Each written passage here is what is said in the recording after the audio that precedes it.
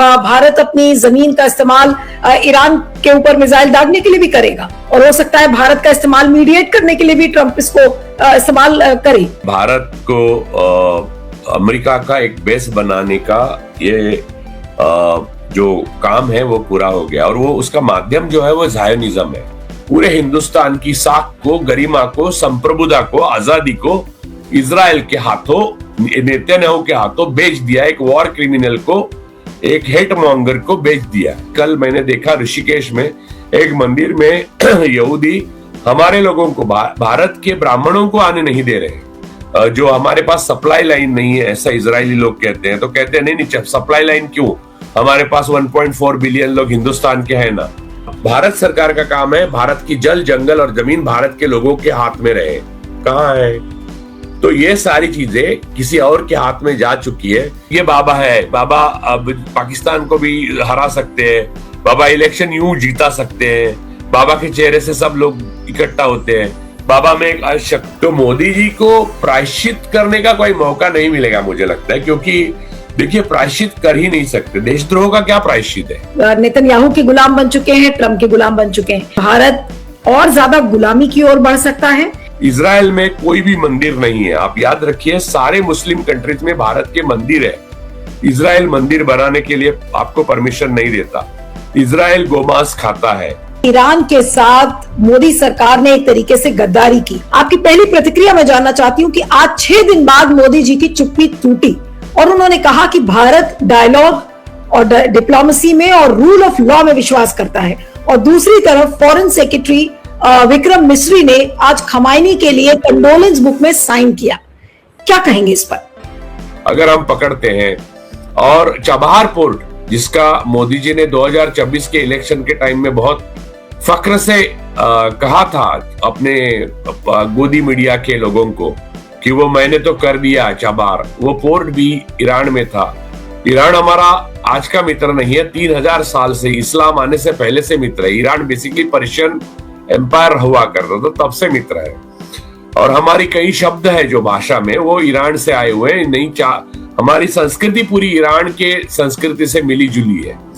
तो ऐसी स्थिति में खमेनी की जो और ईरान की जो क्षति हुई, उनके यहाँ पर सिर्फ खमेनी की मृत्यु नहीं हुई, 165 करीब बच्चियों को मारा गया बर्बरता के साथ। और उसके बाद जो आपने अभी कहा, युद्धपोत जो है अमेरिका की, वो घात लगा के हिंद महासागर में बैठी थी।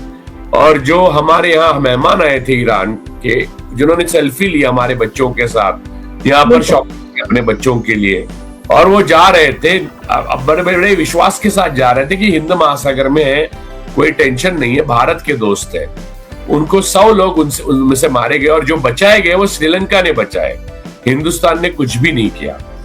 ये सारी बातें जब अगर एक तरफ आप रखेगी, तो मिस्री का वहां पर जाकर डायरी में साइन करना, कंडोलेंस, कंडेम नहीं, कुछ भी नहीं मायने रखता मेरे लिए, कुछ भी नहीं।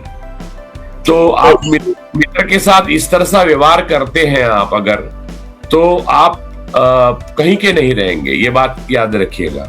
लेकिन आपको क्या लगता है कि आज क्या ईरान के साथ मोदी सरकार ने एक तरीके से गद्दारी की? आपने मेहमान को बुलाया, मेहमान की सुरक्षा आप नहीं कर पाए, आप उसको डेस्टिनेशन पर नहीं पहुंचा पाए, और आपने ये इंश्योर किया, या इनको बचाने के लिए इंश्योर ना करते हुए, एक तरीके से क्या कहेंगे, ये गद्दारी नहीं तो फिर और क्या ईरान के साथ? नहीं, ईरान के साथ गद्दारी तो उन्होंने इजराइल जाकर ही की, क्योंकि इजराइल को वो 2 दिन की यात्रा के लिए गए। आपको ये लगता है कि उनको मालूम नहीं था ईरान पर हमला होने वाला है?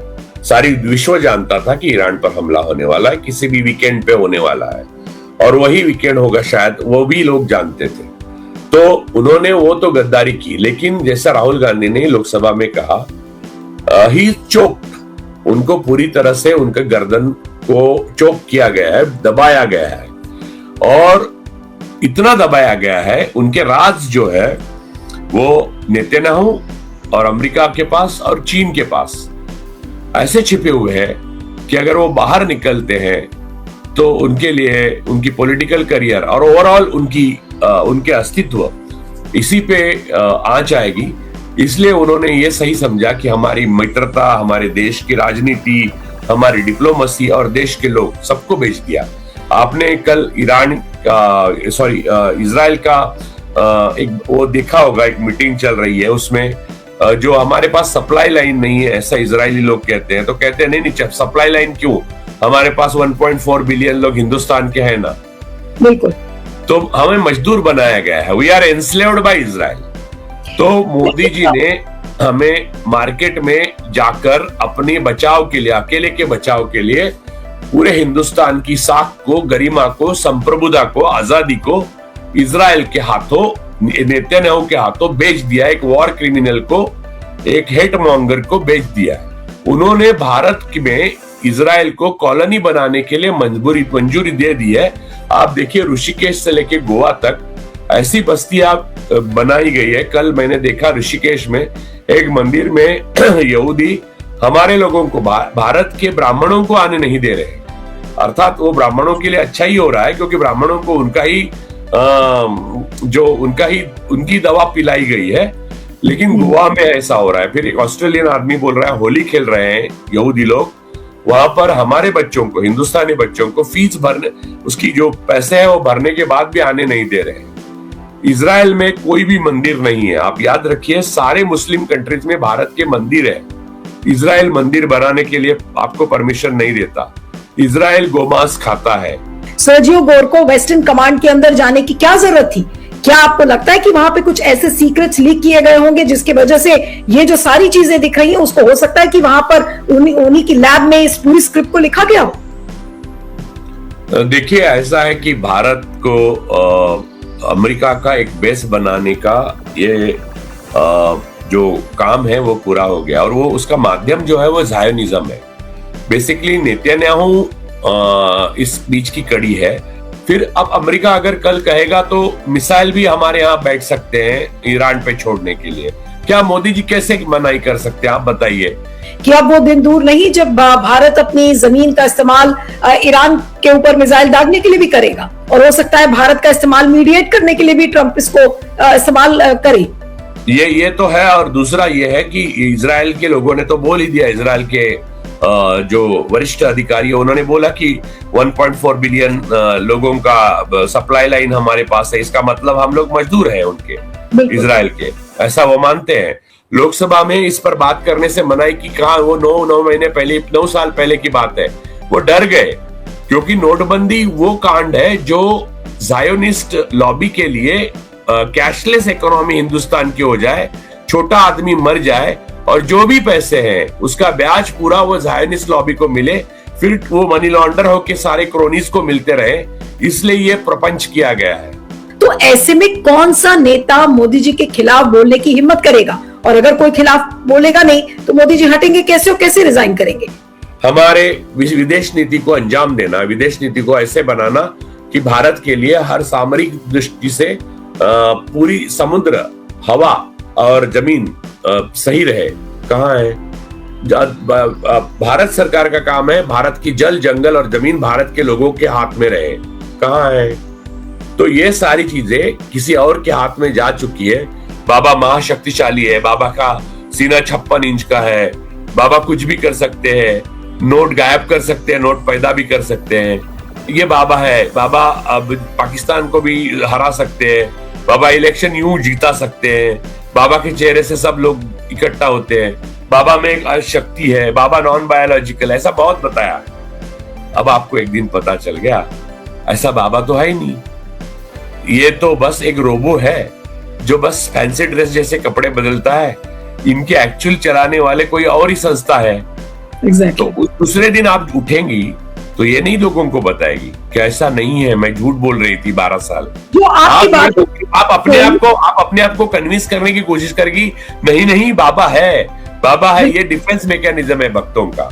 नहीं, लेकिन राजू जी जो बात आप कह रहे हैं उसी से मैं जोड़ती हुई नजर आ रही हूँ उस चीज को कि क्या मोदी जी ने खुद ही अपने आप को साबित कर दिया पूरे विश्व के सामने या देश के सामने कि वो जो 56 इंच वाली छवि थी वो सिर्फ एक बनावटी छवि थी। आज वो केवल एक कठपुतली के मात्र अब रह गए हैं पूरे विश्व में। इधर एक उनकी डोरी ट्रंप खींचता है, एक इजराइल खींचता है, और उनके पास ना आवाज बची है ना कोई अस्तित्व बचा है। और अगर ये नहीं कर सकते तो आप समझिए वो कठपुतली है। मेरे कहने की क्या जरूरत है?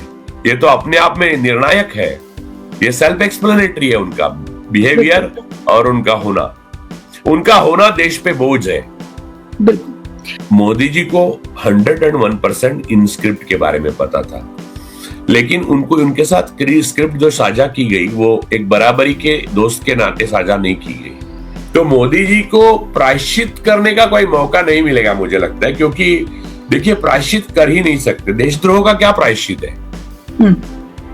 देशद्रोह का कोई प्रायश्चित नहीं है। देश को बचा सकते हो, खुद बाजू हो जाते हैं, तो कोई भी व्यक्ति जिसका कोई गर्दन दबा नहीं सकता, कोई देश ऐसा साफ सुथरा व्यक्ति अगर है तो वो कह सकता है कि इजराइल को आपका बिजनेस नहीं है ये हमारा देश, या अमेरिका को कह सकता है आपका बिजनेस नहीं है, और इन्फिल्ट्रेटेड जो मोसाद और इनके एजेंट्स हैं उनको बाहर निकाल सकता है या उनकी सजा हो सकती है, जैसे ईरान सजा देता है या बाकी देश देते हैं। लेकिन राजू जी एक चीज और भी है कि इस समय तो हम गुलाम की तरह हैं, नेतन्याहू के गुलाम बन चुके हैं, ट्रम्प के गुलाम बन चुके हैं। भारत और ज्यादा गुलामी की ओर बढ़ सकता है या फिर हम थोड़ा इस बंधन से मुक्त होते हुए नजर आएंगे?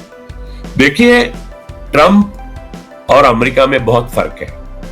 ट्रम्प शासन के बिना अमेरिका भारत को गुलाम रखने में ज्यादा इच्छुक नहीं होगी, इतना। लेकिन नेतन्याहू के सिवाय भी इजराइल इस अपेक्षा में होगा, क्योंकि इजराइल में एक्सट्रीम राइट विंगर की संख्या बहुत ज्यादा तादाद में है, दूसरा कोई आ जाएगा तो भी, कि भारत में इन्फिल्ट्रेटेड मोसाद रहे और भारत गुलाम रहे। तो उससे आजादी पाने के लिए हमें ये जो आरएसएस बीजेपी ने उनके साथ अपने तार जोड़ के जो गलतियां की है, उनको लगा नहीं था, ये मजाक मजाक में बहुत ज्यादा हो गया। तो जो भारत की आजादी हमने खोई उसे फिर से पाने के लिए बहुत लंबा अरसा जाएगा, 1-2 साल जाएंगे, लेकिन इसकी कल्पना मुझे लगता है विपक्ष के नेताओं को है। If you like my video, then subscribe my channel and share with your friends.